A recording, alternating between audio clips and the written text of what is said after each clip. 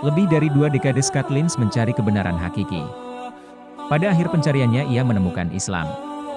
Komunikasi intensif dengan Sang Pencipta melalui kewajiban sholat 5 waktu menjadi pertimbangan Lynch.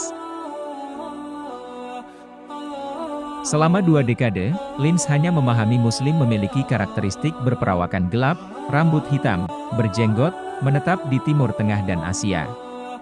Seorang Muslim hanya mengenakan pakaian sederhana dan serba tertutup. Saya merasa cukup aneh ketika terbiasa dengan penampilan warga Asia yang berambut pirang, bermata biru, beragama Kristen. Namun, umat Islam begitu beragam, kata dia seperti dikutip onislam.net, Jumat 28 Juni. Semasa remaja, beberapa kali Lynch berpindah tempat tinggal. Di mana ia tinggal, Lynch tidak menemukan keberagaman. Latar belakang keluarga Lynch cukup dengan gereja. Ia sendiri merupakan anak seorang pendeta. Ayah seorang pendeta. Anda bisa bayangkan bagaimana tradisi Kristen mewarnai kehidupan saya. Setiap akhir pekan, saya rutin beribadah di gereja, kenang dia. Lynch dibesarkan dalam pemahaman Yesus sebagai anak Tuhan. Namun, dirinya seolah menolak pemahaman itu. Akan tetapi rasa takut kepada orang tuanya membuat ia harus menerima pemahaman itu. Saya meyakini kisah Yesus itu tidak masuk akal, kata dia. Ia merasa aneh ketika sosok Yesus itu akan menyelamatkan setiap orang yang percaya kepadanya.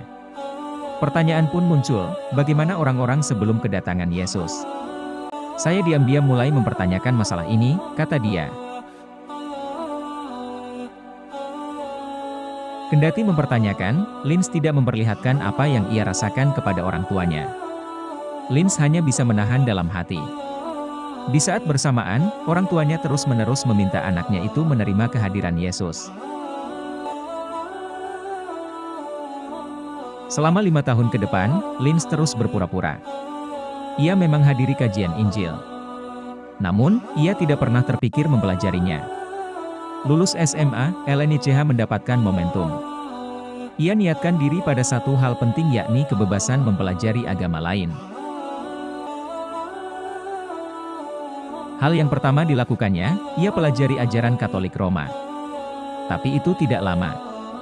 LNICH kembali melanjutkan pencariannya. Untuk mempermudah niatannya itu, Lynch mempelajari agama Yahudi. Ia tertarik mendalami bahasa Ibrani. Saat itu, ia belajar bersama seorang rabi. Lagi-lagi, Lynch merasa buntu dengan tradisi Yahudi. Barulah, ia menilik Islam. Pertemuan ini memang tidak sengaja. Saat itu, ia mengambil kelas lembaga dan tradisi Islam. Di kelas itu, ia berinteraksi dengan Muslim. Satu kesan yang ia dapat, Islam mengajarkan kesederhanaan dan rendah hati. Tak lama, ia mulai memberanikan diri mendatangi masjid.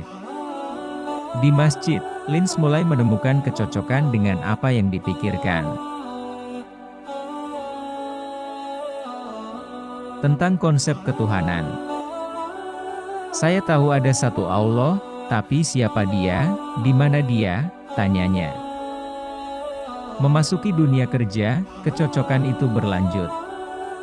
Lynch menyimpulkan Islam memiliki dasar keyakinan yang kuat tentang ketuhanan. Islam menyatakan Tuhan itu satu, Tuhan itu melalui utusannya coba menyampaikan hal tersebut. Islam itu merupakan pedoman hidup manusia. Saat itu, saya mulai tertarik untuk bertanya lebih jauh tentang Islam, kata dia. Suatu waktu, Lynch bertemu dengan pria Muslim bernama Hani. Kepadanya, Lynch banyak bertanya tentang Islam dan Muslim.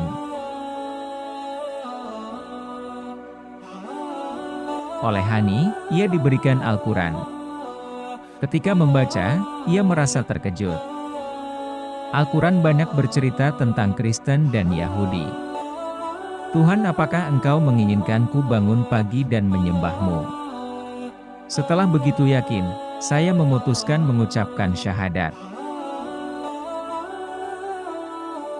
Usai mengucapkan syahadat, Lins berpikir apa yang akan ia katakan kepada keluarga dan rekan kerjanya.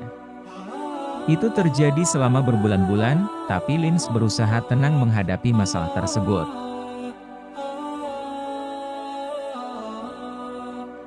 Saya coba lupakan itu, dengan mulai mendalami ajaran Islam. Di sini saya siap mengambil langkah berikutnya, kenang dia.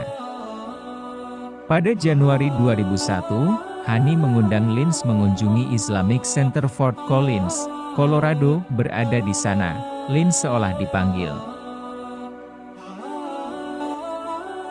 melakukan sesuatu. Apa yang ia rasakan coba diutarakan pada Hani. Oleh temannya itu, ia disarankan membaca Al-Quran dan mulai mempelajari tata cara sholat. Jujur saya sedikit gugup, kata dia. Tak terasa, setahun sudah Lins menjadi Muslim.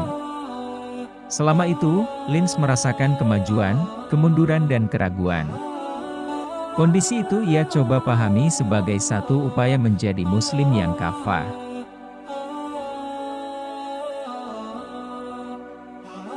Saya ini manusia biasa, tentu Allah memahami kelemahan saya itu. Yang pasti, dalam hati, saya telah bekerja keras mengikut jalannya, kata dia.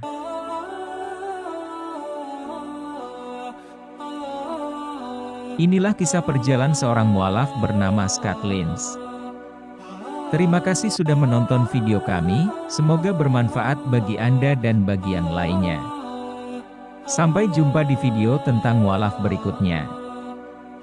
Wassalamualaikum.